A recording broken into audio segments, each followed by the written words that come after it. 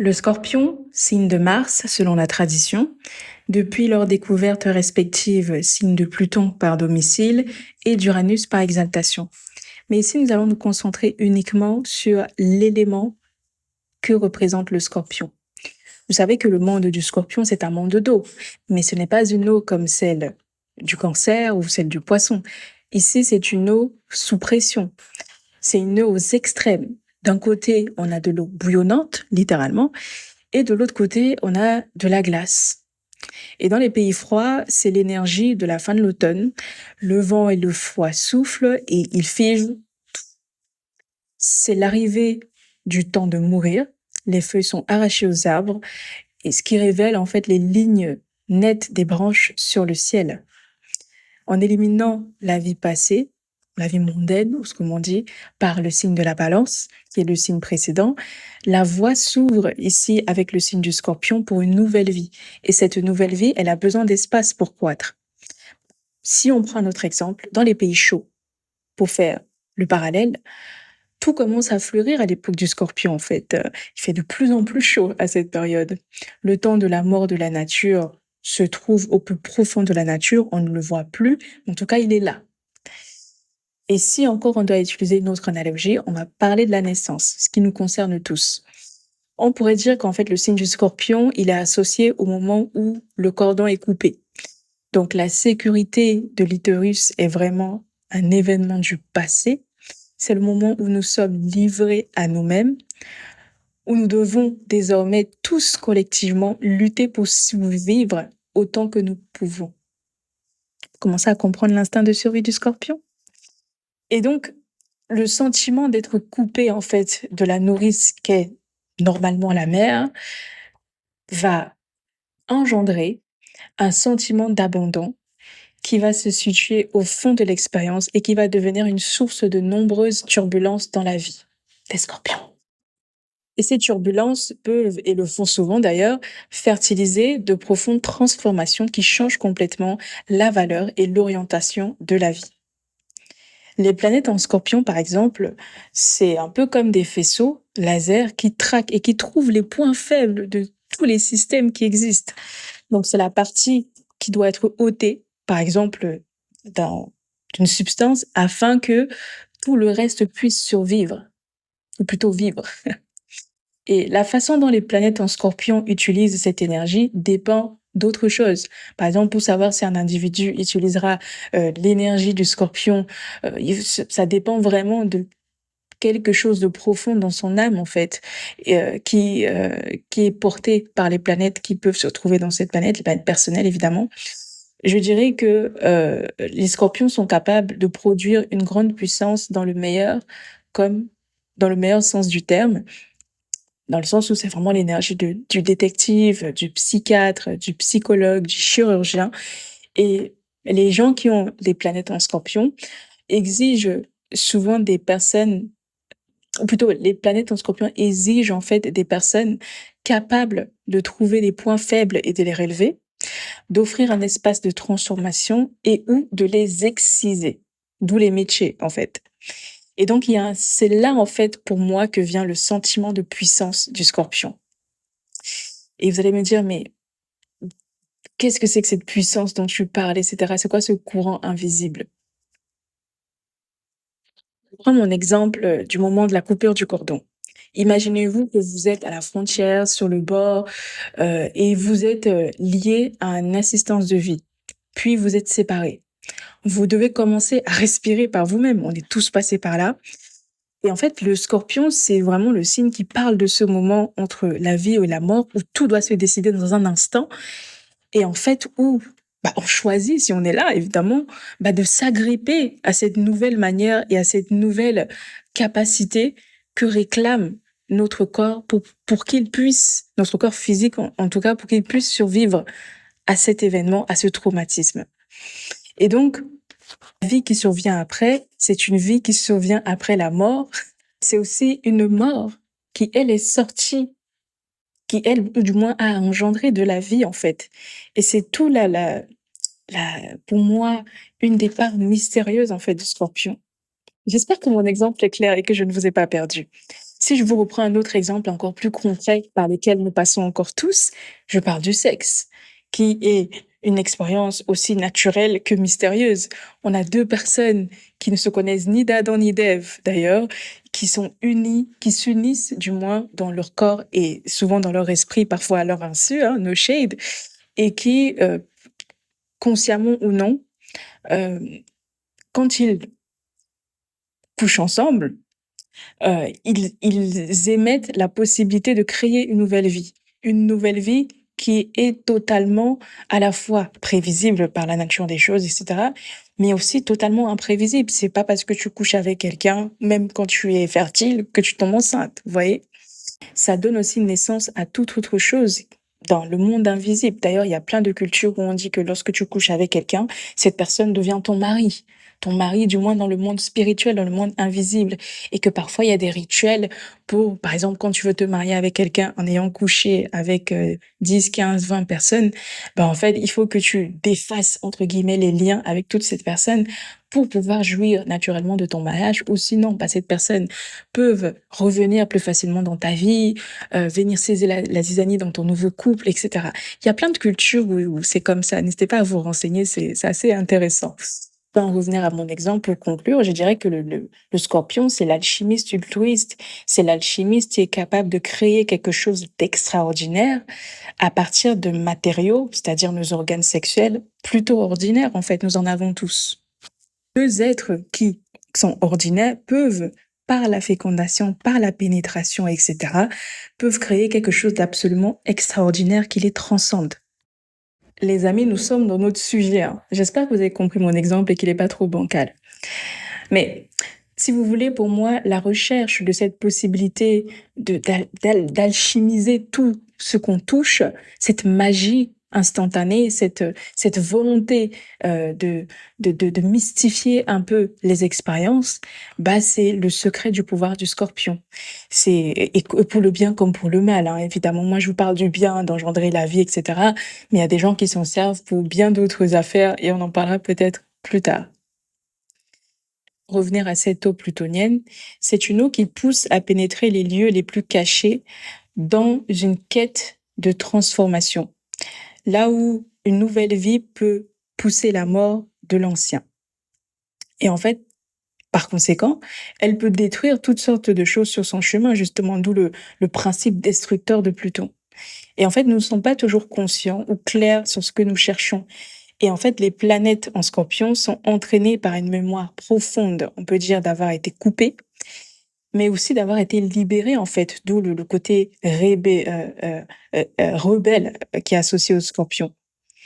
Et en fait, aussi, le Scorpion est associé au lieu souterrain où la mort et la vie sont liées l'une à l'autre, où au fond, en fait, chacun de nous, ou du moins du fond de chacun de nous, loin de la lumière, dans les parties qui ne sont pas du moins éclairées, parce que est-ce que les ténèbres existent vraiment?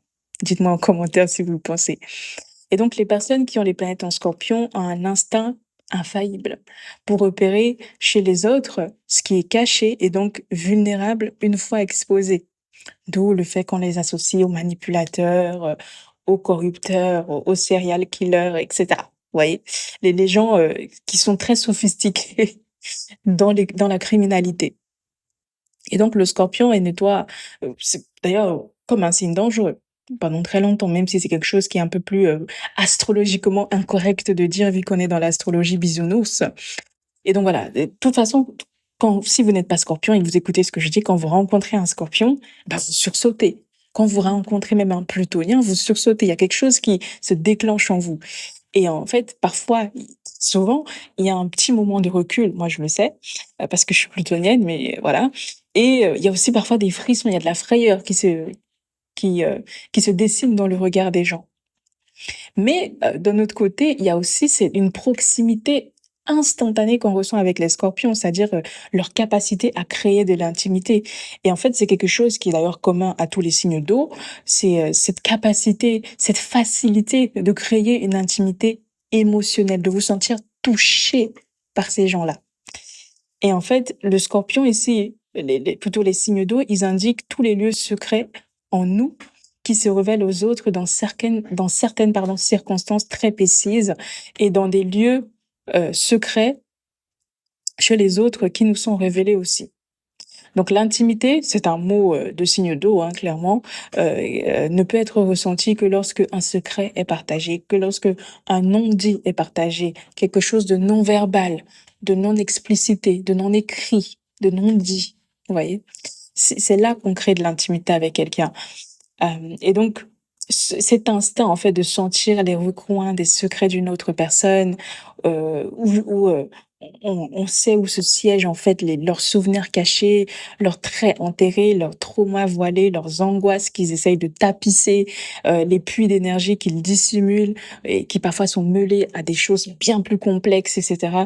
Euh, des voiles, en fait, qu'on met pour euh, pour cacher, je vais dire voiler, des choses bien plus profondes. Et en fait, les scorpions ont cette capacité de reconnaître toute personne en face d'eux à un niveau primaire. C'est que bien que les scorpions soient des gens pénétrants, ce sont aussi des gens qui sont pénétrables et qui sont pénétrables tout aussi facilement. La grosse différence entre un cancer et un scorpion, en tout cas de mon point de vue en tant qu'astrologue, c'est que le scorpion va avoir exactement la même sensibilité, mais elle sera enfouie, elle sera cachée et il ne va pas te la montrer. Alors que le cancer, il n'hésite pas à te montrer ses émotions. En tout cas, le lunaire, dans sa nature, dans sa brutalité, dans dans son authenticité, qui n'est pas déformé, nuancé par autre chose. Mais le plutonien, non. Il va ressentir les mêmes choses, mais il va les tapisser à un niveau pas possible.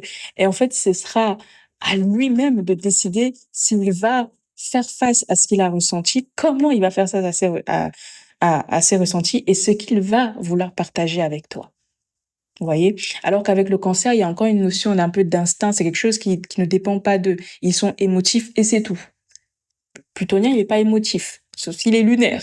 Il est plus lunaire que plutonien, il est pas émotif. Pensez à toutes les personnes avec qui vous ressentez de l'intimité. Parfois, c'est cette intimité que vous ressentez presque instantanément, heu c'est avec quelqu'un, avec des gens que vous venez de rencontrer et c'est des gens qui sont scorpions. Une des premières personnes à qui je pense naturellement, quand je pense à ça, bah, c'est, Léna Situation en France. Je viens d'étudier son thème, c'est quelque chose de c'est l'exemple parfait. Elle a le soleil, conjoint à son ascendant Scorpion, qui a Leonardo DiCaprio, en tout cas dans ses films. Je sais pas si, vous avez les mêmes sentiments que moi. Hem, mmh, il y a qui d'autre? Mais lui, c'est pas dans la première maison, c'est plutôt dans la deuxième. Mais il y a une conjonction. Voilà, c'est je pense que c'est parce que c'est conjoint à son maître d'ascendant. Hem, le soleil. Mais, à qui est-ce que je peux penser? Vraiment penser à des gens comme ça, où vraiment, c'est vraiment quelque chose que vous ressentez plus facilement avec des signes d'eau qu'avec d'autres. Vous pouvez aussi penser, par exemple, à cette tendance de l'eau à créer un cercle. Et le cercle que l'eau crée, c'est de toujours créer des cercles, et ce sont souvent des cercles qui se referment sur eux-mêmes. Et pensez donc à ces personnes justement avec qui vous vous sentez l'intimité. Vous c'est comme si en fait vous étiez enfermés instantanément dans un cercle avec eux, en fait, et parfois dans une pièce bondée. Et il y a quelque chose en fait quand vous ressentez de l'intimité avec, des gens et en particulier les scorpions, qui a fusionné entre vous et qui s'est mêlé entre vous, en fait. Et c'est quelque chose, qui surpasse, qui dépasse en fait les circonstances superficielles. C'est pour ça que les scorpions, ils ne laissent personne indifférent. C'est pour ça que c'est un signe autant décrié, un signe autant parfois détesté, craint et aussi, intimidant.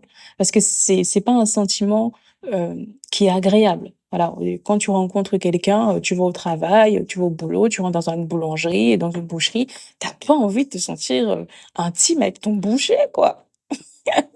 Vous voyez? T'as pas envie de te sentir intime avec allez, peut-être ton notaire, parce qu'il connaît un peu ta vie financière et ce que tu possèdes vraiment, mais pas avec ton boucher, pas avec les boeurs, pas avec, la prostituée, qui est symbolisée par le scorpion. Je n'ai pas dit que les scorpions sont des prostituées, ne me faites pas dire ce que je n'ai pas dit.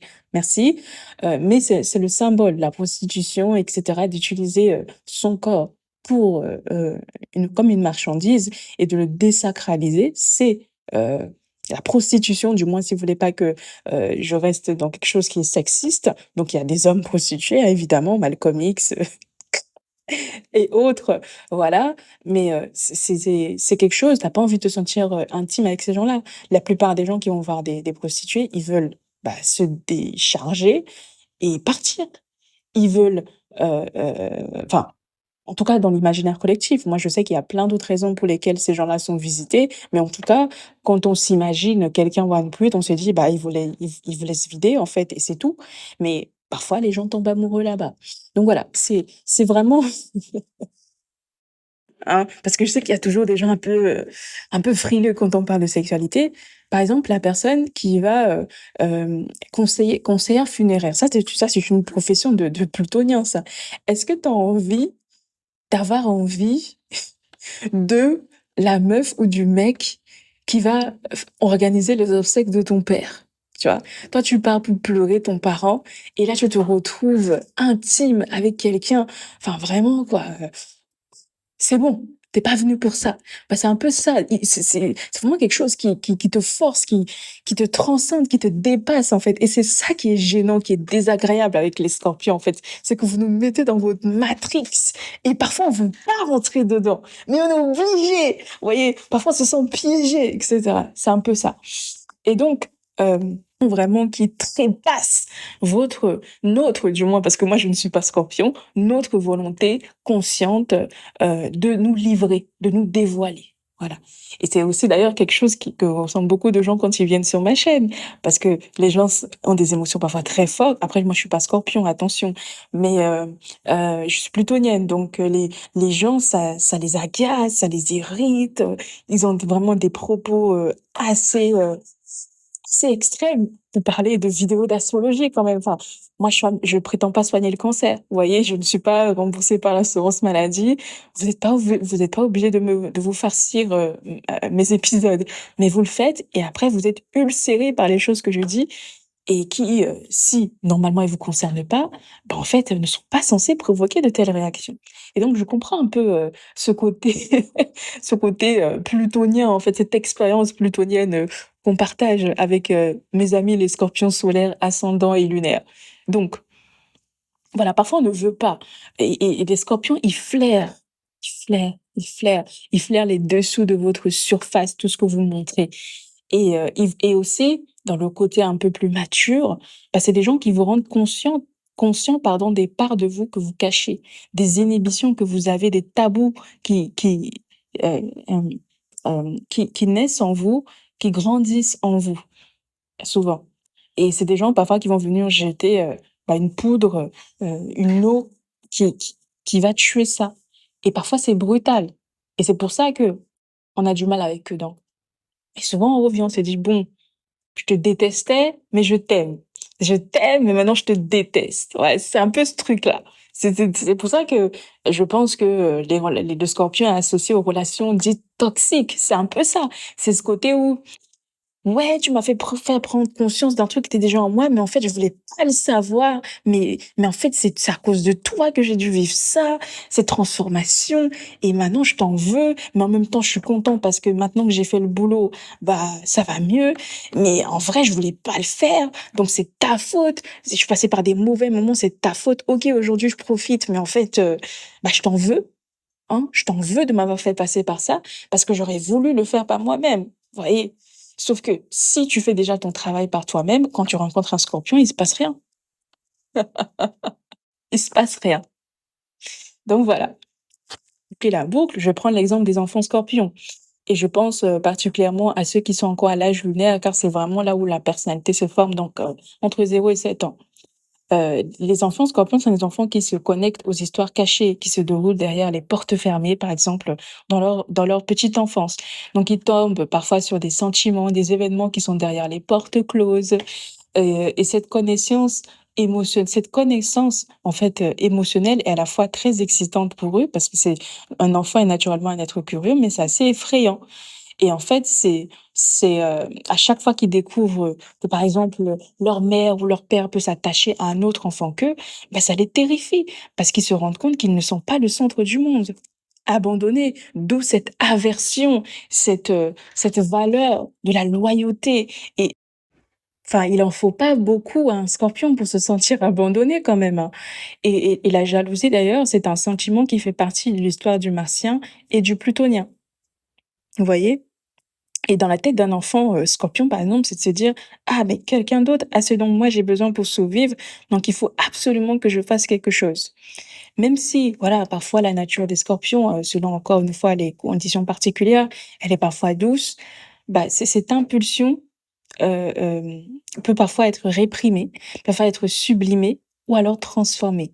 Et c'est pour ça que c'est très important, notamment d'adresser justement les besoins de l'enfant scorpion quand il est encore dans cet état vraiment très instinctif, «Je défends mon territoire, je suis possessif». Je pense que les scorpions adultes ont du mal à s'avouer possessifs, parfois ils ne le sont pas, mais de ce que je vois, les enfants, ils le sont quand même, hein. C'est quelque chose qui disparaît avec l'âge, c'est quelque chose qui prend d'autres formes, souvent, parce qu'on est quand même dans un signe d'eau, hein, je vous le rappelle. Donc mais ça peut devenir quelque chose qu'ils vont sublimer, hein, par exemple, voilà, si je dois vous donner un exemple, souvent les gens pensent que, les jupitériens et les gens qui sont solaires, ce sont des gens qui sont, généreux, non possessifs et chaleureux et cetera. Mais moi je pense qu'il y a beaucoup de gens qui sont scorpions qui sont aussi très généreux. C'est parce qu'en fait ils ont eu cette, cette éducation à la sublimation de leurs instincts, à se dire, à comprendre en fait que peut-être qu'ils ne seront pas le centre du monde, mais en tout cas ils peuvent être le centre de leur monde. Et c'est déjà mieux, vous voyez? C'est déjà mieux. Moi ici, là, moi je suis pas en train de parler du scorpion qui a 17 ans ou qui a entre 17 ans et 33 ans, hein. Je parle pas de ça. Surtout si c'est un homme, parce que les hommes, il leur en faut beaucoup pour ne pas être des êtres égocentriques, égoïstes et égomaniaques. Je parle, ce sont des traits en fait qui se gagnent avec l'expérience, avec des gens en fait qui ont, heu heu, eu la volonté, de dépasser, de surmonter ces traits-là et c'est quelque chose qui n'est pas acquis. C'est quelque chose qui ne va pas de soi et c'est encore une fois bien plus difficile chez les hommes que chez les femmes si vous êtes honnêtes, les hommes, vous le savez. Hem, Quand la volonté de ces personnes-là donc on rentre de plus en plus dans notre sujet, hein, le soleil en scorpion, hein, ne vous inquiétez pas. Bah, en fait, hem, quand cette volonté-là est activée pour le bien, bah, il n'existe pas une volonté qui est plus puissante que celle, du scorpion. Vous voyez? Et la volonté, c'est un principe solaire. Quelqu'un qui a de l'énergie scorpionique, comme vous dites, vise la sainteté, bah, il y va jusqu'au bout. On les appelle d'ailleurs les jusqu'au-boutistes. Quand ils visent la transformation personnelle, ils y vont jusqu'au bout. C'est comme si en fait le choc de la perte de la connexion, donc les maîtres de Mars, Uranus et Pluton, était si grand qu'en fait, donc la connexion, vous rappelez-vous l'exemple du cordon ombilical, mais en fait c'est comme si en fait ils galvanisent tout d'un coup toute une force énorme, une quantité d'énergie extraordinaire pour pouvoir se vaincre eux-mêmes. C'est beau ça. Et l'eau en fait, elle a cette tendance, voilà, propre à l'eau, de descendre la pente et par ce fait, d'emporter chaque obstacle avec le temps, jusqu'à ce qu'elle trouve finalement la mer et s'unisse à son soi le plus grand. D'où le côté fusionnel du scorpion. Et l'esprit qui se forge dans le scorpion s'élève de la rencontre avec ses obstacles. C'est pour ça que les scorpions, ce sont des personnes qui rencontrent souvent le succès posthume. Ce sont des signes qui brillent, dans, par les obstacles, par les difficultés, par les luttes. Je vais vous prendre un exemple pour terminer. Un jour, j'étais au téléphone avec une consultante qui a, sa lune en Scorpion. On a fait un épisode dessus, hein, sur la lune en Scorpion dans les 12 maisons et en fait, pendant que ma fille, vous connaissez la fameuse assistante a son habitude, babillait, jacassait quelque chose, elle s'agaçait de son côté. Et ma fille était peut-être à 20 mètres de moi. Donc, plutôt d'humeur joviale comme d'habitude, de temps en temps, elle faisait des gestes drôles et parfois je riais 5 secondes parce que, bah, ma fille, c'est une Gémeaux. Je suis Gémeine en Gémeaux, donc, on se comprend. Bref et en fait, je sentais que la consultante, elle était agacée, elle soufflait à chaque fois et elle ne faisait que souffler encore et encore et en fait, au bout d'un moment, je pense que ça arrivait peut-être 2 fois, hein, elle me lâche «Ah mais en fait, je t'ai pas payé pour que tu fasses mumuse avec ta fille, hein. Si je savais que c'était comme ça d'avoir une astrologue Gémeaux» et bon, la bonne franquette, elle n'a pas terminé sa phrase et à ce stade, en fait, ça faisait 2 heures et demie qu'on était au téléphone. Donc une consultation, moi je fais rien en dessous de 2 heures, mais à 2 heures et demie, quasiment tout est dit, hein. Et en fait, ce que j'ai compris ce jour-là, c'est que parfois les scorpions sont des gens qui sont très directs, mais qui sont aussi parfois narcissiques. Voilà, c'est des gens qui, quand ils s'attachent à quelque chose ou quand ils s'attachent à quelqu'un, le moment où ils ont l'impression que cette chose-là leur échappe, ne serait-ce qu'un instant, bah, ils piquent, ils mordent, ils blessent, ils offensent, ils agressent et ils réclament, en fait. C'est d'ailleurs pour ça qu'encore une fois, c'est le signe de la rébellion. N'est-ce pas les scorpions? Vous êtes d'accord avec moi? Est-ce que je mens? Je ne mens pas. Et d'ailleurs, c'est pour ça que ça me fait toujours rigoler quand les scorpions disent qu'ils sont pas possessifs, ou qu'ils ne sont pas, matérialistes. Peut-être que vous n'aimez pas posséder des choses, physiques, mais vous aimez posséder l'esprit des gens.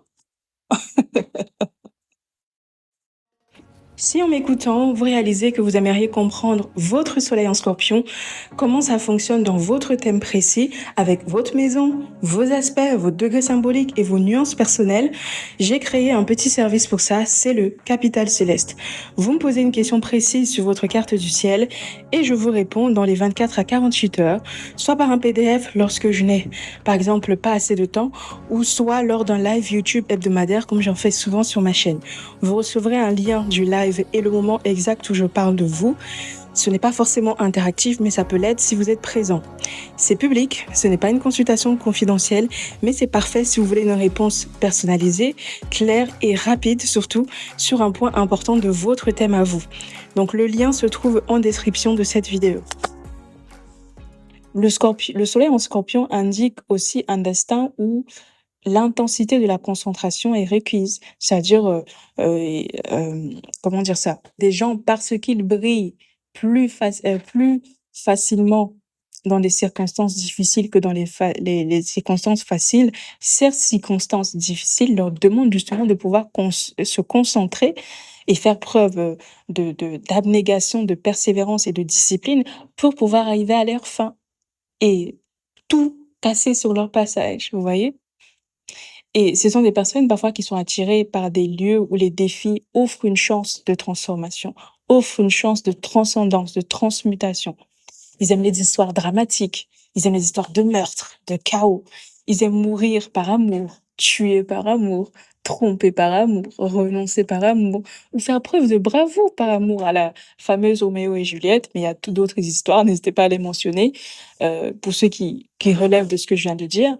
Mais voilà, ce sont des histoires en fait que des histoires romantiques qu'on ne veut pas forcément vivre, dans la vraie vie, mais ce sont des histoires, de ce qui arrive quand le besoin de ce type particulier d'intensité n'est pas rendu conscient. Vous voyez? Il faut en avoir conscience justement. Le scorpion, c'est vraiment le signe qui ramène l'invisible au visible. C'est d'ailleurs pour ça que c'est difficile à appréhender. La lune est en chute d'ailleurs en scorpion. Et par exemple, qu'ils lisent des histoires de romances toxiques, avec beaucoup de fascination, bah, aiment bien les vivre par procuration. En tout cas, moi, c'est mon cas. J'ai pas envie de vivre des histoires d'amour toxique. Franchement, j'ai pas le temps. Mais en fait, il y a des personnes qui se sentent vraiment vivre à travers celle-là. Et encore une fois, ça, c'est plus les femmes. Là, je parle vraiment d'une solaire scorpion féminine. Les hommes, ils ont tendance à se dire, bah, je vais bagarrer, je vais lutter, je vais aller à la guerre, je vais aller baiser des putes sans capote, je vais aller au bois de Boulogne, je vais aller m'enfiler, je sais pas combien de farine et de drogue. Je sais pas si j'ai le droit de le dire sur YouTube, etc. Je vais vraiment prendre des risques physiques, vous voyez? Prendre des risques physiques pour pouvoir me prouver des choses à moi-même, pouvoir me dire: «Ouais, je suis en vie». Ils ont besoin de sensations fortes, ouais, beaucoup plus fortes que les meufs. Sauf si elles ont pas d'enfants. Alors là, il y a pas grand-chose qui les arrête celles-là. Mais je sais pas si forcément elles se tournent vers la sexualité. Les hommes scorpions, comme ils sont très instinctifs, bah, ils sont souvent sexuels, très sexuels d'ailleurs. Si par exemple je fais le parallèle avec l'ascendant scorpion, L'ascendant Scorpion, c'est le moment de la journée ou de la nuit, qui est, très puissant pour naître. Vous avez, par exemple, toutes les forces de transformation qui sont à l'œuvre et quand vous entrez par cette porte, vous arrivez avec une puissance d'impulsion de vivre, en fait. C'est ça l'ascendant Scorpion. Je ne sais pas si je l'avais dit dans l'épisode sur les ascendants Scorpions, n'hésitez pas à le regarder pour me le dire, mais c'est vraiment une impulsion de vivre, une impulsion de résister et de survivre envers et contre tous, envers et contre les circonstances. Je vais briller. C'est ça le soleil en Scorpion, par exemple. Et c'est aussi ça l'ascendant Scorpion. L'ascendant, c'est juste un état d'être qui est figé. Mais le soleil, c'est ça. Envers et contre tous, je brillerai. Et en fait, la vie, quand on est, par exemple, ascendant Scorpion, c'est une série de transformations, une série de renaissances, une série de métamorphoses, une série de crises, de chaos, de bordel, hein, de désordre. Et dans tout ce désordre, dans toute cette merde, dans toute cette puanteur, dans toute cette putréfaction, dans toute cette, cet enfer, on doit trouver en fait les trésors à l'intérieur de nous pour pouvoir se dire, bah, je vais renaître, je vais me relancer, je vais repartir, etc. Type d'accomplissement évidemment, qui vous enflamme dépend d'autre chose que l'ascendant évidemment. Donc le maître de l'ascendant ici rentre en jeu. Mars, va par exemple vous inspirer à passer à l'action dans les domaines dans lesquels il va se trouver. Il va ramener justement ces instincts, ces capacités du Scorpion dans la maison dans laquelle il va se trouver et le signe va montrer comment il va le faire. Et Pluton, par exemple, va indiquer, bah, ce qui sera transformé, le quoi, en fait, qui sera transformé dans ce processus. Le soleil, du moins, illumine la maison dans laquelle il se trouve, hein. Vous savez que le soleil, c'est la lumière et il exercera, en fait, sa force, son endurance et sa capacité à transformer les situations, l'intensité, de ses réactions, hein, de ce soleil en Scorpion va s'exprimer par la maison dans laquelle il se trouve. Toute la volonté qu'il va mettre, toute la férocité, la bravoure qu'il va mettre va, heu, va s'exprimer dans la maison dans laquelle il se trouve et toute la toxicité aussi. Donc la peur d'être coupé de la nourriture, la volonté de travailler avec l'essentiel et d'éliminer tout le superflu ou le matériel périmé de leur vie, hein. Ils ont cette capacité à vraiment prendre toute la merde et jeter, quand ils sont matures. Quand ils sont jeunes, ils ont tendance à être rancuniers et à être, accrochés à des choses qui ne leur servent à rien et ça leur pourrit littéralement la vie.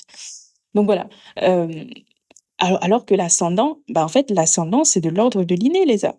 Je vous ai déjà dit, je vous ai déjà expliqué dans cet épisode sur l'ascendant. L'ascendant, si vous voulez, c'est la réponse biologique et génétique et instinctive à la personnalité qui subit ces transformations, en fait. Donc, par exemple, la possibilité d'être rejeté, d'être trahi, d'être abandonné, d'être abusé, dans tous les sens du terme, c'est quelque chose qui est encodé dans le champ de la personnalité des personnes qui sont ascendants Scorpion.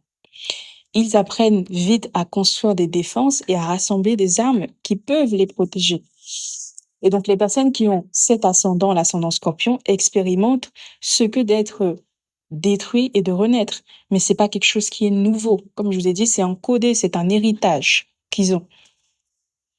Et en fait, ce sont des gens qui sortent de cette expérience avec énormément de force, qui semblent en fait, d'un point de vue extérieur, avoir acquéri un pouvoir presque magique, souvent sur les autres, mais aussi, et j'espère souvent, sur eux-mêmes.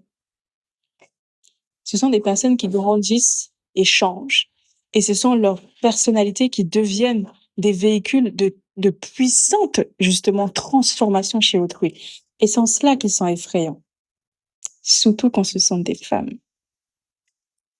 Bon, écoutez, moi j'ai terminé mon exposé sur le soleil en Scorpion. Maintenant, on va rentrer petit à petit. On se rapproche du sujet, vous inquiétez pas, mais voilà, j'ai réécouté l'épisode que j'avais fait sur le soleil en Scorpion et vous n'avez pas trop réagi parce que je pense que vous n'avez pas trop compris. Donc j'ai essayé de le dire autrement. Donc j'espère que c'est un peu plus clair maintenant. Avant de rentrer dans le soleil en Scorpion dans les 12 différentes maisons, j'ai besoin hein. Je ressens le besoin de faire une petite mise en garde, hein, un peu comme on dit, un disclaimer chez les créateurs de contenu. Donc ici, en fait, je vais m'exprimer de manière générale et symbolique pour ce que donne le soleil en Scorpion dans chacune des 12 maisons. Je tiens à rappeler que cet épisode n'est pas une consultation collective, encore moins individuelle de tous les soleils en Scorpion. D'ailleurs, tout ce que j'ai mentionné, plutôt peut-être qu'il y a des gens qui ne sont pas concernés, ils n'ont rien compris et voilà, tant pis, ils sont même partis. On le verra dans les stats. Mais voilà, si vous estimez que vous méritez une ultra précision, une personnalisation, je vous invite humblement à réserver une consultation individuelle avec moi. Tous mes liens sont dans la barre d'infos, la barre à propos, dans les commentaires YouTube, dans les commentaires des lives. Enfin, vous pouvez me trouver facilement. Ou alors, vous pouvez aller chez un autre astrologue que vous estimez plus méritant ou moins cher, que sais-je. Mais si vous êtes encore ici, c'est que ce n'est pas le chemin que vous avez intentionnellement choisi d'emprunter. Alors, estimez-vous chanceux si vous vous reconnaissez dans ce que je vais dire, parce que vous avez un grand besoin de reconnaissance sur les chaînes d'astrologie, et je vous comprends. Je comprends votre petit côté narcissique que tous les humains partagent juste à des degrés différents. Mais sachez que moi, je ne vous connais pas. Je n'ai aucun moyen de comprendre toutes les subtilités de votre ciel sans jamais avoir vu votre thème natal. C'est totalement irréaliste. Par contre, c'est réaliste lorsque vous faites le capital céleste avec moi ou alors lorsque nous sommes tous les deux en consultation et vous verrez bien la différence. De la même manière, si jamais je dis un truc qui vous pique, qui vous heurte ou qui vous blesse, peut-être que même je l'ai déjà fait, c'est aussi prévisible. Soit ce que j'ai dit ou ce que je vais dire vous concerne et vous ne voulez juste pas vous en rendre compte, vous ne voulez pas accepter la vérité, soit vous n'êtes pas concerné. Et en fait, moi, tout ce que je vous demande dans cet épisode et dans tout ce que je fais en général sur les scorpions, c'est juste de baisser, s'il vous plaît, votre taux de narcissisme qui vous pousse à penser que tout contenu d'astrologie doit vous correspondre à 100%, à 90, 80, 70, 60, 50, 40%. Si vous arrivez à avoir ne serait-ce que 35%, mais dites merci au ciel. Parce que quand on fait ce genre de contenu, on ne vous connaît pas. En fait, imaginez quand même que le soleil en Scorpion peut être dans 29 degrés différents, dans 12 maisons différentes, en aspect avec 10 planètes différentes, formant 4 aspects majeurs, chacun avec ses 10 planètes différentes, plutôt c'est 9, si on l'enlève lui, etc. Et je ne compte même pas la position sur les axes dans les maisons, etc., les encadrements. Enfin, c'est normal qu'en fait, un épisode généraliste ne vous parle pas, en fait. Et vous devez vous estimer chanceux. Ce n'est pas un dû. Ce n'est pas un dû.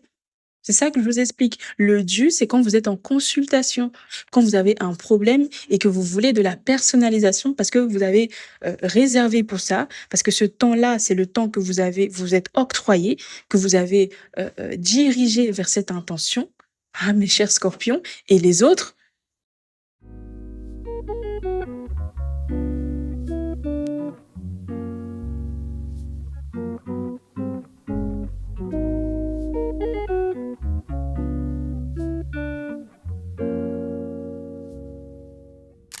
pour le soleil en scorpion en première maison, lorsque, par exemple, on est ascendant scorpion.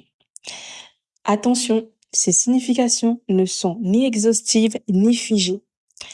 Ce soleil ici donne une personnalité qui va agir avec subtilité, qui sait découvrir les choses cachées, qui vivra une vie secrète où la personne sera régulièrement confrontée aux secrets, aux tabous et aux inhibitions des autres. Mais aussi cette personne sera confrontée à de la violence et à de l'extrémisme. Et c'est quelque chose qui est d'ailleurs inscrit dans leur ADN. Ce n'est pas la première fois qu'ils vivent ça, ou du moins, ce n'est pas la première fois que leur ascendance vit ça. Je vous renvoie à l'épisode que j'avais fait sur les ascendants. Je l'avais fait en live d'ailleurs. Cette position astrale favorise une ou plusieurs créations dans le domaine de l'invisible. Ce que je veux dire par là, c'est que concrètement, ce sont des personnes lorsqu'elles créent des œuvres, des projets, lorsqu'elles, lorsqu'elles, créent vraiment, elles ont des créations, bah, en fait, soit ces créations passent à la trappe, donc on les ignore, ou alors, soit elles sont totalement méconnues du public, des autres et voilà. Et d'ailleurs, ils ont, souvent le succès, post-mortem, à la fin de leur vie. Le symboliquement, le soleil en scorpion en lui-même, hein. Donc, ici, dans la première maison, ça va vraiment renforcer, cette probabilité-là. Pour ce qui est de la vie amoureuse, car le soleil, c'est l'amour, hein, vous le savez ici sur cette chaîne, ce n'est pas Vénus. Je l'ai déjà expliqué plusieurs fois à travers les épisodes sur le soleil et sur Vénus. Mais vous pouvez aussi me poser la question en commentaire. En amour, en fait, on va rencontrer des résistances. On va devoir lutter. C'est pareil, on est toujours dans le domaine de la lutte, des obstacles. Et donc, ça peut se traduire, par exemple, par le fait que on va être brusquement abandonné par un amoureux, pour les femmes, ou alors on va être trahi. Voilà, tout ce que vous considérez comme trahison, parce que, désolé les scorpions, mais il vous en faut pas beaucoup pour vous sentir trahi, hein. No shade, c'est un shade. Et par exemple, dans le thème d'une femme, ça va favoriser, par exemple, le veuvage. Et aussi, bah, si pour conclure, pour tout ce qui concerne la santé, ça va par exemple favoriser les pathologies virales. Donc tout ce qui va nécessiter un recours aux antibiotiques, par exemple, il fut une époque les antipaludéens, les anti-inflammatoires, et cetera. Tout ce qui permet vraiment de combattre les virus. Donc je pense, bah, si on doit rester dans les maladies, scorpions, l'herpès, les infections virales respiratoires et voilà. Dans le cadre de du thème où il y a des aspects violents, ça peut même aller aux hémorragies cérébrales. Pour le soleil en scorpion dans la deuxième maison, soit par exemple lorsque nous sommes ascendant balance. Attention, ces significations ne sont pas exhaustives et elles ne sont pas non plus figées. Donc cette position astrale fait de l'invisible une source de rémunération. Donc c'est le cas par exemple d'un notaire. C'est le genre de personne que l'on voit que dans les moments les plus importants de nos vies, les moments de vérité, parfois sur les patrimoines. Et ce sont des personnes où les moments où on dévoile en fait les secrets des possessions réelles des gens, par exemple lors d'un deuil, hein, et vous savez souvent ce que ça engendre. Voilà, c'est très très courant qu'il y a des drames et des conflits lors de la division d'un héritage. Donc ce sont les personnes que l'on rencontre à des moments de deuil, d'épreuves personnelles, voilà, où, on prend des grands risques. Par exemple, les gens qui, achètent leur résidence principale, notamment en France, avec 80 de leur potentiel, d'endettement. C'est par exemple un énorme risque que vous prenez, surtout dans l'économie actuelle. Mais bon, bref, je ne suis pas conseillère en investissement, en tout cas pas ici. Voilà, des gens qu'on rencontre quand on veut investir, voilà. Donc ça, c'est le genre de choses, c'est une expérience plutonienne qui relève du soleil en scorpion dans la deuxième maison. Ou alors ça peut être, quelque chose d'un peu plus, large, comme, par exemple, un policier, un enquêteur de terrain, les détectives, les gens qui vraiment gagnent leur vie à traquer, le danger, à traquer des délinquants et des criminels. Et d'ailleurs, et que ce soit le policier ou l'enquêteur, c'est tous les 2, ou plutôt le policier ou le notaire, ce sont des sources de revenus où le risque est central. Dans le thème d'une femme, ça peut être, l'indice de la disparition du père ou du mari, les 2 symboles du soleil dans le thème d'une femme, et aussi d'un héritage à la suite évidemment. Donc ça peut prédisposer à payer aussi ses impôts avec habileté et ou à gruger. Ça dépend des encore une fois, des configurations du thème. Comme je vous l'ai dit, je vous ai toujours dit, hein, depuis le début de ma chaîne, le scorpion, c'est la corruption, symboliquement. Donc voilà. Au-delà, d'un vulgaire achat immobilier classique, type résidence principale, heu, ça peut être aussi un indice que, par exemple, acheter un domaine en ruine, un château abandonné, des maisons ou des immeubles à rénover, c'est ce qui peut vous rapporter le plus de moula, de flouze. Pour le soleil en scorpion dans la troisième maison, donc par exemple pour les ascendants vierges. Attention, ces significations ne sont ni exhaustives ni figées. Donc cette position astrale octroie des dons pour une œuvre critique. Donc ça peut être dans le domaine de la criminologie, de la littérature policière ou en tant que magistrat. Bon, à une époque, on avait les psychanalystes, je sais pas si ça existe encore, mais par exemple les enquêteurs, les médecins spécialistes, les détectives, etc. Et cette position, comme c'est en Gémeaux, donc signe maison associé à un signe double, ascendant double, ça peut, faire en sorte que, par exemple, si on a perdu l'amour dans notre vie, donc le soleil, c'est le symbole de l'amour, en astrologie traditionnelle du moins, après, une transformation personnelle, par exemple une transformation plutôt intellectuelle ou une évolution, hein, parce que la troisième maison, elle est associée à l'adolescence, bah, en fait, on peut retrouver cet amour ou parfois après une initiation. Et ça signifie aussi des crises avec l'entourage, notamment les frères et les sœurs plus jeunes. Mais l'entourage en général, les voisins, et cetera. Vous voyez? Si vous avez des crises avec vos voisins, vous? Pour le soleil en scorpion dans la quatrième maison, pour les ascendants lion par exemple. Attention, ces significations ne sont pas exhaustives ni figées. Cette position astrale peut assurer de la richesse par les professions en rapport avec la psychologie, ou tout ce qui concerne, tout ce qui commence par le mot psy, du moins, ou l'occultisme et ou la chirurgie. Donc, les porteurs de ce thème peuvent avoir des commerces hérités de leurs parents. Ça va des blanchisseries ou des pressings aux biens immobiliers parking, voilà, tout ce qui est souterrain. Et parfois, allez, je sais pas, peut-être que vous pouvez hériter de voies ferrées, hein, souterraines, qui sait, on sait jamais, hein. Mais aussi des vidanges, voilà, tout ce qui est dans le domaine souterrain, tout ce domaine caché, mais qui rapporte du fric sans que ça attire forcément, le regard. Vous voyez ce que je veux dire ou pas? Des choses auxquelles on pense pas forcément, mais où il y a de l'amour là.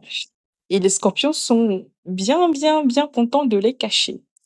Dans le thème d'une femme, ça peut présager une maladie vasculaire, donc une tumeur possible pour la mère, et ou une femme de la famille maternelle ou le mari d'ailleurs, que le soleil, c'est ça. Encore une fois, en astrologie, du moins dans celle que moi je pratique, quand il y a quelque chose d'aussi grave ou tout simplement quand quelque chose d'important doit être, va être vécu, c'est toujours signifié par plusieurs indices, plusieurs signes, comme on pourrait dire, dans un thème de naissance. Donc voilà, n'hésitez pas à creuser. Le soleil en scorpion dans la quatrième maison, c'est aussi le signe que on peut avoir une conversion, dans une religion, quelconque dans la fin de sa vie. On peut passer par une phase de régénération personnelle aussi, dans l'enfance et aussi dans la vieillesse. Et aussi de nulle part, en fait, après plein d'échecs, de la tristesse en amour, bah, en fait, on peut finir par se marier avec cet amour, avec un amour d'enfance, par exemple. Sauf si, voilà, il y a une conjonction, ou un trigone de ce soleil en scorpion avec, par exemple, Jupiter, qui va rendre le tout très difficile, voire impossible. Pour la santé, cette position menace la vue. Autrement, on acquiert une seconde vue. On peut le dire ça comme ça, on a créé de nouveaux yeux. On a des yeux, on a des yeux dans les ténèbres, on a des yeux dans la nuit, des yeux nocturnes. Je pense qu'il y a une expression littéraire pour ça, voir dans le noir. Et c'est d'ailleurs fréquemment, une expression, enfin une, quelque chose qui se voit dans les thèmes de personnes qui ont des dons psychiques ou paranormaux et des choses évidemment dont ils ont hérité vu qu'il s'agit de la quatrième maison. Pour le soleil en scorpion dans la cinquième maison pour les ascendants cancer. Attention, ces significations ne sont pas exhaustives ni figées. Cette position indique une relation à l'amour qui tend à la possession entière, physique, mentale, de l'esprit, à un absolu obsédant, érotique, rongeant comme de l'acide entier et exclusif. Ah là là, des choses que j'écris. Donc, le genre d'amour, en fait, appelé à mourir pour renaître sur de nouvelles bases. Ça sera la même chose dans le domaine, par exemple, des créations, des œuvres qui vont sortir de notre terre, en fait, de notre esprit, euh, sans, sans que les personnes concernées en aient conscience, en fait. Et à une destruction suivie d'une régénération, souvent à l'âge de 33 ans ou par les cycles de 11 ans. Donc, 11 ans, 22 ans, 33 ans, etc. même bien plus tard dans la vie, car le scorpion est un signe d'automne. Donc, dans le thème natal d'une femme, c'est un indice de liaison secrète et ultra sensuelle. Une liaison dans laquelle on s'abandonne totalement, on donne tout ce qu'on a, toute notre âme. Et on veut avoir on veut habiter, comme je vous ai dit, l'esprit de la personne qu'on veut séduire, qui est nôtre, qu'on estime qui est nôtre.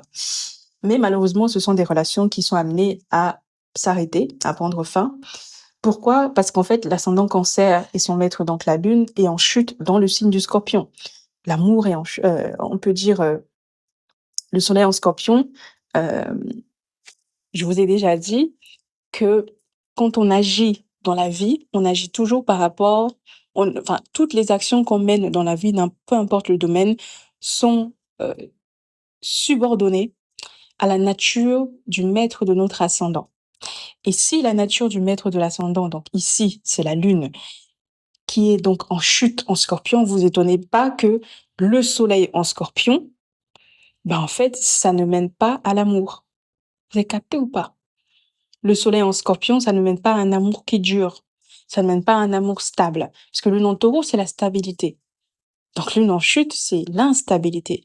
Et ici, vous avez le Soleil en Scorpion. Donc c'est pour ça que je vous dis que c'est des amours qui prennent fin. Je vous souhaite pas le malheur, hein. Sachant que quoi que l'on fasse dans la vie, nos actes, voilà, je l'ai déjà écrit. Donc la Lune est le principe de changement et donc en chute dans ce signe d'eau fixe.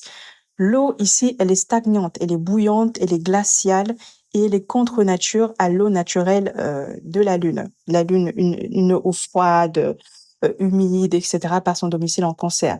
Donc, on pourrait même dire que parfois, ce sont les rancunes, ce sont les ressentiments, que ce soit sur le porteur du thème ou chez la personne, l'amoureux. Donc, vu que dans le thème d'une femme, souvent le soleil, c'est l'amoureux, bah, en fait, c'est ça qui peut être peut-être la cause, une des causes principales de la rupture. Mais c'est quelque chose qui relève de la fatalité. C'est pas moi qui le dis. Ça se vérifie. Pour le soleil en scorpion dans la 6e maison, donc par exemple les ascendants gémeaux. Attention, ces significations ne sont ni exhaustives ni figées. Donc dans cette maison, ce soleil pousse à un travail qui exige une métamorphose, une vigilance. Voilà, parfois on a des dons de justicier, on a des dons de détective. Par exemple ici, les métiers de procureur, c'est bien, policiers, psychiatres, surveillants de territoire, épidémiologistes, et cetera. Les métiers, en fait, c'est quelque chose qui va qui met à rude épreuve la vie sentimentale aussi, au point parfois de provoquer des crises parfois insurmontables ou alors, l'amour dans la vie de ces personnes-là est plutôt restreint. Ça peut être, à cause d'un manque d'investissement ou alors carrément parce que, bah, ils ont que des relations interdites. La relation avec l'enfant du patron, voilà, la sœur jumelle, du collègue, transgression du règlement, des ressources humaines, enfin, imaginez. Moi, j'ai pas assez d'imagination pour ça parce que je ne suis pas dans le monde du salariat, mais n'hésitez pas à me dire. Même en privé. Mais voilà, c'est des relations interdites qui peuvent justement mener à ce que, la relation, la vie sentimentale ne soit certainement pas la priorité parce qu'on est déjà dans un signe de concentration. Le soleil en Scorpion, on est dans la 6e maison, voilà, donc quand on mélange, Pluton, Mercure comme ça, bah, en fait, toute l'énergie, hein, surtout si Mercure n'est pas loin, Mercure est peut-être conjoint à ce soleil, bah, l'énergie, elle sera pas centrée sur la vie amoureuse, quoi. Bon, après, côté santé, il faut, surveiller le plan circulatoire. Voilà, avec Mercure, la une maison mercurienne comme ça, dans le signe du Poison. En aspect violent, ça peut carrément être de l'insuffisance cardiaque. Pour le soleil en Scorpion dans la 7e maison, donc pour les ascendants Taureaux, attention, ces significations ne sont pas exhaustives ni figées. Donc cette position astrale, pardon, engendre un lien étroit avec l'amour et l'invisible ou encore la volonté. donc qui est un principe solaire, des natifs et l'invisible. Donc il peut s'agir d'une passion ou d'une cause religieuse, d'une conversion, d'un jeûne ou d'une cause sociale, politique ou religieuse, d'un enseignement. Voilà, c'est évident qu'en tant qu'ascendant Taureau avec ce soleil, bah, on a une puissance aussi magnétique sur autrui, hein, ça va de soi. On est dans l'ascendant est vénusien, le soleil est magnétique. Bon, Pluton est maître du soleil. Écoutez, si Pluton passe par là encore, c'est grave. Et donc, ce sont les personnes qui suscitent naturellement chez autrui, voire société, de l'altérité dans leur rapport avec autre qu'eux, une passion intense, des réactions émotionnelles extrêmes. Vous savez que le taureau, c'est bien un signe intense. Et quand vous avez le soleil comme ça, c'est compliqué. Et donc, soit ils vont susciter de l'admiration immédiate, voilà, comme, par exemple Hadès et ses disciples, hein, c'était l'astrologue, qui m'a beaucoup inspirée dans ma pratique de l'astrologie actuelle. Ou soit ils vont susciter du dégoût, du rejet et d'une haine sans appel.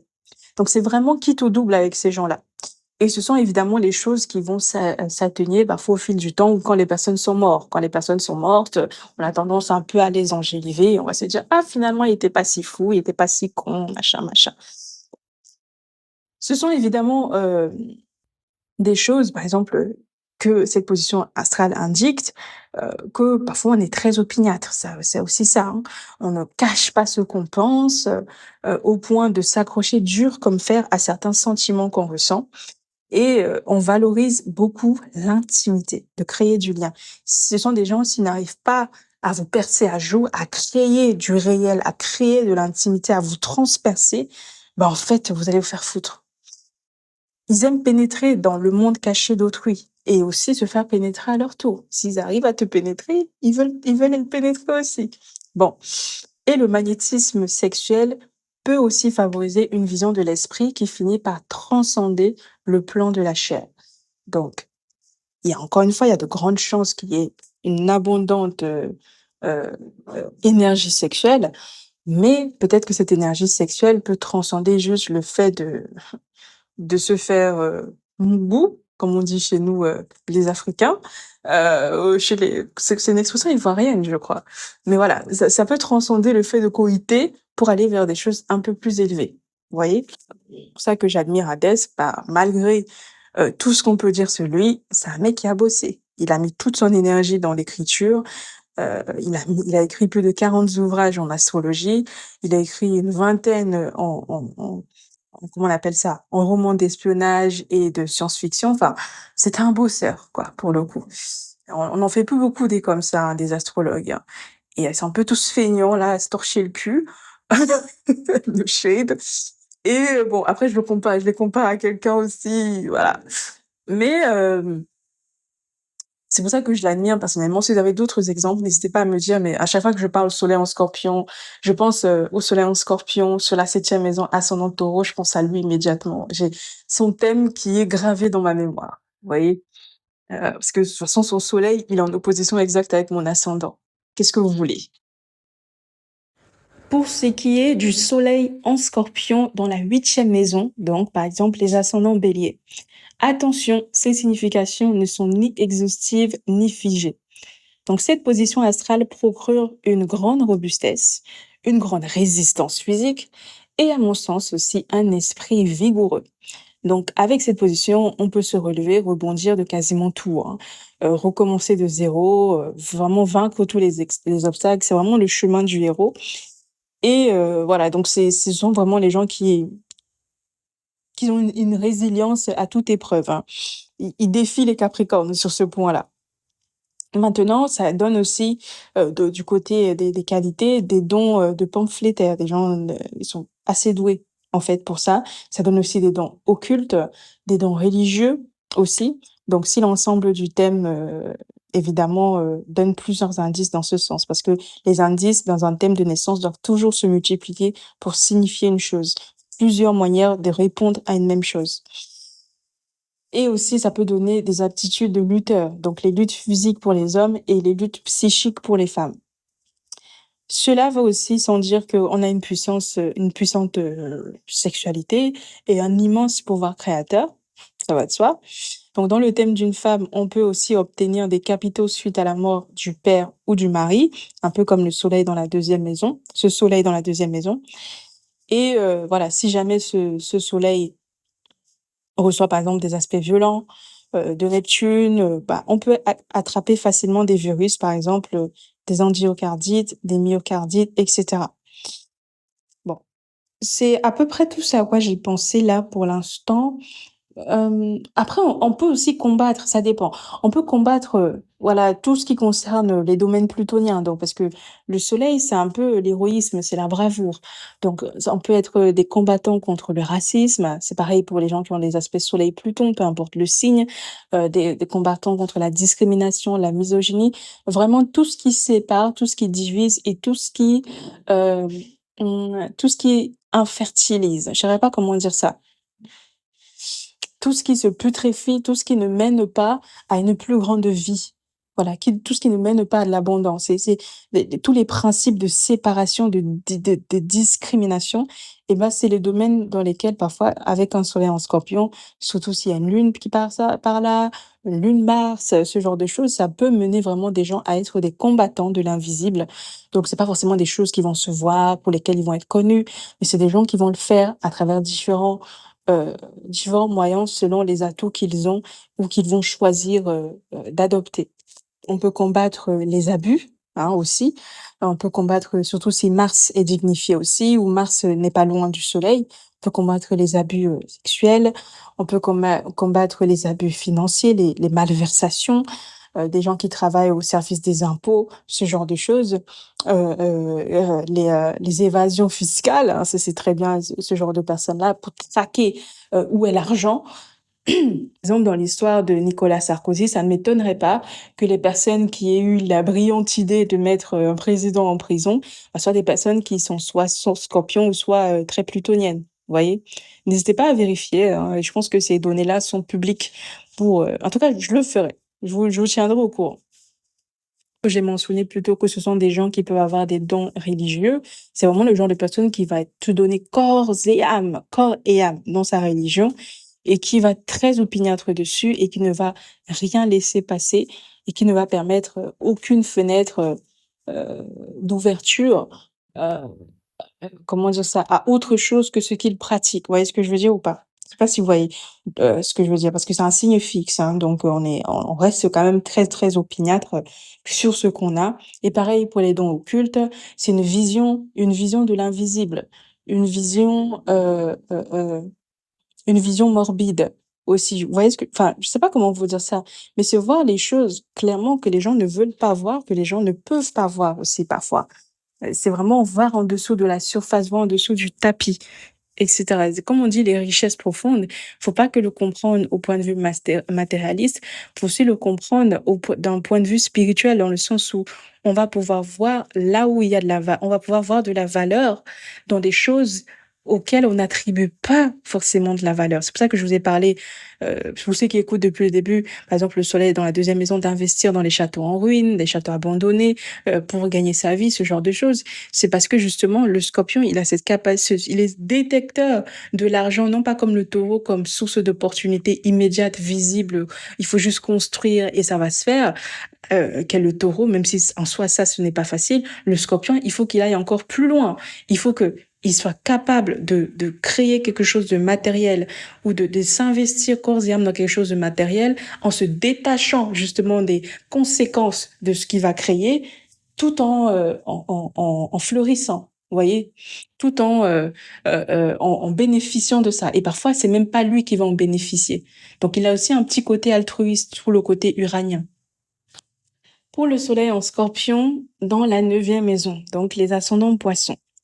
Attention, ces significations ne sont ni exhaustives ni figées. Donc cette position astrale favorise plutôt des études dans les domaines liés à l'invisible, comme par exemple tout ce qui concerne la radiologie et tout ce qui touche de près ou de loin aux ondes, surtout si Neptune est lié, enfin, Uranus et Neptune. Donc ça peut être à la fois un spécialiste, par exemple, du sanskrit, tout ce qui concerne l'Inde, de religion ou alors de langue ancienne. C'est aussi le soleil en scorpion dans la 9e maison, un signe de métamorphose par les études ou pendant les études, de renaissance, voilà. Une pensée disparaît et une autre le succède. C'est ce que j'ai écrit. Donc des transformations bénéfiques avec des bons aspects plutoniens ou voilà, le contraire sans. Et aussi, je dirais que les capitaux viennent de l'étranger. Pour ce qui est du soleil en scorpion dans la 10e maison, donc par exemple lorsqu'on est ascendant verseau. Attention, les significations suivantes ne sont ni exhaustives ni figées. Donc cette position astrale dans le thème d'une femme est un indice de veuvage à la maturité, donc autour du 2e retour de Saturne. Pour les deux sexes, si jamais ce soleil est en aspect violent avec Pluton, on peut perdre la vue à cet âge et ou vivre un accident cardiaque, par exemple recevoir une greffe ou alors recevoir une transplantation. Bon, c'est la même chose, hein. Encore une fois, comme je l'ai dit plusieurs fois, si vous n'écoutez pas depuis le début, quand ce genre de choses, ce genre d'événements sont plutôt significatifs doivent arriver, il y a plusieurs manières de voir ces signes-là. Ce n'est pas juste le soleil en scorpion dans la 10e maison. Il y a encore d'autres choses qui renvoient à cet événement-là. Donc, n'hésitez pas à croiser les données comme il faut forcément d'ailleurs toujours le faire dans l'étude d'un thème de naissance. Étude sérieuse, du moins. Après, pour ce qui concerne l'amour, vu que le soleil c'est aussi le symbole de l'amour, on peut rencontrer une relation amoureuse à la maturité. Pour le soleil en scorpion dans la 11e maison, donc les ascendants capricorne. Donc attention, ces significations ne sont ni exhaustives ni figées. Donc cette position astrale donne, par exemple, des personnes qui vont, dont les projets vont être interrompus ou amplifiés par la mort d'une personne. Ça peut être une relation amoureuse qu'on vit pendant qu'on traverse une crise personnelle, une crise parfois existentielle. Ce sont les personnes qui peuvent mourir, par exemple, et connaître une régénération. Donc ça peut se faire sur le plan psychique ou alors sur le plan physique, mais c'est un peu moins courant. En tout cas, vous me direz si jamais ça a été le cas. Et dans le thème d'une femme, ça signifie qu'une liaison hors mariage, donc adultère, ou alors des relations, je saurais pas comment le dire, des relations non cadrées, non légalisées, mais pas forcément pas forcément dans l'interdit, mais quelque chose qui en même temps n'est pas public. Je sais pas si vous voyez la subtilité de ce que je veux dire. J'espère que je suis claire. Et aussi, pareil, dans le thème d'une femme, ça peut être l'indice d'une femme qui va plutôt être veuve. Soleil en scorpion dans la 11e maison donne aussi, par exemple, des clients qui peuvent être ophtalmologues, cancérologues, etc. Pour le soleil en scorpion dans la 12e maison, donc les ascendants sagittaires, attention, ces significations ne sont ni exhaustives ni figées. Donc c'est le signe ici d'une opiniâtreté et d'une force de caractère. Contrairement à ce que vous pourriez penser, oui, l'esprit en fait de la personne qui est composé par le soleil est apte en fait à faire des recherches profondes. Donc ça présage par exemple une forte aussi résistance aux organes régis par le soleil, donc la colonne vertébrale, le cœur et et aussi le myocarde. Le myocarde, j'ai toujours du mal à prononcer ce mot. C'est aussi une position favorable pour approfondir le mystère. Donc, c'est clairement une position de psychiatre. J'ai quand même vu pas mal de fois, de policiers,